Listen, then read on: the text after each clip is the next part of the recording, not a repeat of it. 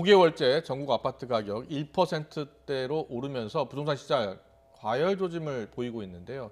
당장 다음 달부터 새로운 양도세제 적용되는데 이 제도가 시행되기 전에 여당이 지금 부동산 규제를 완화하겠다라는 입장을 밝히고 있어 이런 정책적인 변화가 시장에 어떤 영향을 미칠지가 관심입니다. 네, 박원갑 KB국민은행 부동산 수석 전문위원과 직접 얘기 나눠보겠습니다.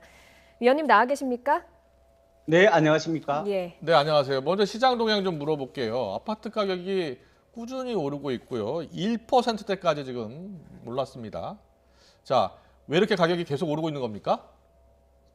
정부가 시장에 공급이 된다는 신호를 계속해서 보내고 있지만 예. 시장은 여전히 지금 불안 심리가 팽배하다 이렇게 볼 수 있을 것 같고요.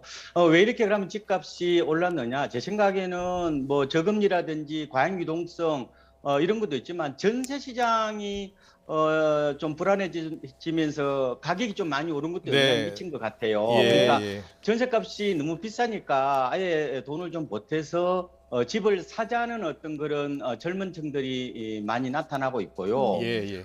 그리고 뭐 종부세라든지 재건축 대출 규제 완화에 대한 기대감도 일부 반영이 되고 있는 것으로 보이고요. 특히 예. 아까 보도에서 나온 것처럼 재건축에 대한 기대감이 이제 강남뿐만 아니라 뭐 비강남, 노원구 쪽으로 확산이 되면서 일부 풍선 효과도 좀 나타나고 있지 않느냐 이렇게 보고 있습니다. 예. 좀 자세히 살펴보면 서울 외곽 지역인 경기, 인천 지역에서 집값 상승이 가파르거든요. 왜 그런 겁니까? 이거는 이제 탈서울 내 집 마련 수요라고 할 수가 있어요. 그러니까 서울에 집을 사자니 너무 비싸잖아요. 예. 그러니까 이제 주로 젊은 층들이 상대적으로 싼 지역이 어디냐. 근데 찾아보니까 이제 경기 인천 이런 곳이라고 볼 수 있는데 최근에 이제 집값이 많이 오르는 뭐 가령 뭐 인천이라든지 뭐 고향 덕양구, 안산, 시흥 이런 곳이 장기 미상승 지역이라고도 볼 수가 있을 것 같아요. 뭐 예. 그런 가격 메리트도 어느 정도 반영되고 있다고 보면 될 것 같고, 그리고 최근에 GTX 같은 광역교통망 개통에 따른 어떤 기대감 이것도 한몫하고 있다 이렇게 볼 수가 있을 것 같습니다. 예. 예. 최근 집값 상승이 전세값 상승과 맞물리면서 지금 이어지고 있다라고 하셨는데 전세값이 계속 오르겠습니까?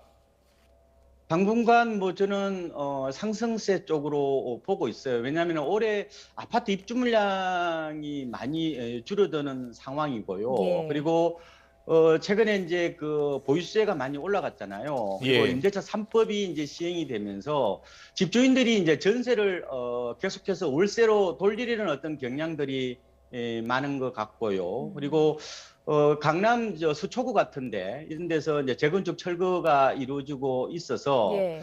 아마 국지적으로 불안 가능성은 있긴 한데, 근데 작년에 전세값이 너무 많이 올랐거든요. 예. 그래서 아마 전세 대란 정도로 보기에는 좀 이르지 않을까 예상을 해보고 있습니다. 예. 네네. 지금 여당에서는 부동산 특위를 꾸려서요. 대출 규제 완화하고 거래세 내리겠다 이런 메시지를 내놓고 있거든요. 시장에는 어떤 영향을 미치겠습니까? 집값 안정 뭐 기대 이런 얘기가 나오고 있는데요. 제 생각에는 이거보다는 실수요자의 어떤 부담을 줄여주는 쪽으로 봐야 되지 않을까 싶어요. 예, 예. 왜냐하면은 규제 완화를 하게 되면은 시장이 정상적으로 작동할 수 있는 측면은 있거든요. 네. 근데 단기적으로 기대감에서 집값이 좀 들썩일 가능성이 있다. 그래서 지금 여당보다는 정부 쪽에서 좀 조심스러운 입장인 것 같고요. 그래서 지금 가장 이제 뜨거운 감자는 다주택자에 대해서 양도세 규제를 완화할 것인가 하는 부분인데요. 이 네네. 부분은 아마 논의 과정에서 적지 않은 진통이 있을 거로 보이고요. 예. 정책이 따로 있는 게 아니라 국민들의 상식을 제도화한 거거든요. 그래서 아직은 뭐 다주택자에 대한 부분은 사회적 합의를 이루지 못하고 있다고 보고, 그래서 다주택자에 대한 어떤 규제 완화는 좀 더 두고 봐야 된다. 다만 지금 1주택자에 대한 종부세 기준을 좀 올린다는 거. 가령 뭐 지금 공시가격 9억에서 12억을 얘기하고 있잖아요. 예. 아니면 이게 힘들다면은 뭐 장기 보유 공제라든지 고령자 공제를 확대하는 방안, 그리고 무주택자에 대한 뭐 대출의 문턱을 낮추는 정도 이런 부분 손질은 충분히 가능하지 않을까 예상을 해보고 있습니다. 네, 세제는 그런 방향으로 완화될 것 같다라는 이야기를 해주셨고, 대출 관해서 좀 여쭤보겠습니다. 지금 송영길 대표 같은 경우에는 무주택자들은 LTV 90% 적용할 수 있는 방안을 검토하겠다고 했는데요. 이게 현실성이 있을까요? 어떻게 보세요? 30대들이 바라는 대책 중에가 바로 대출의 문턱을 낮추라는 거거든요. 예. 그러니까 앞으로 일할 나이가 20년 이상 남아 있는데 갚을 시간이나 능력이 되는데 왜 대출을 안 해주느냐는 건데 실제 미국 같은 경우에는 이제 다운 페이먼트라고 그래가지고 10%만 내고 나머지 3, 40년 장기 모기지를 통해서 내 집 마련을 하잖아요. 예. 그런데 이제 우리나라에도 뭐 도입을 할 필요는 있다고 저는 봐요. 다만 이제 가계부채가 지금 위험수위에 달해 있다는 거, 그리고 집값이 하락하면은 고스란히 이제 그 손실을 떠안아야 되는 부분이 있잖아요. 네네. 땅통 전세가 되는 문제 이런 게 있기 때문에 만약에 시행을 하더라도 여러 시뮬레이션 같은 걸 좀 거쳐서 말하자면 충분한 검토를 거쳐서 뭐 시행을 해야 되지 않을까 이렇게 생각을 해보고 있습니다. 네, 알겠습니다.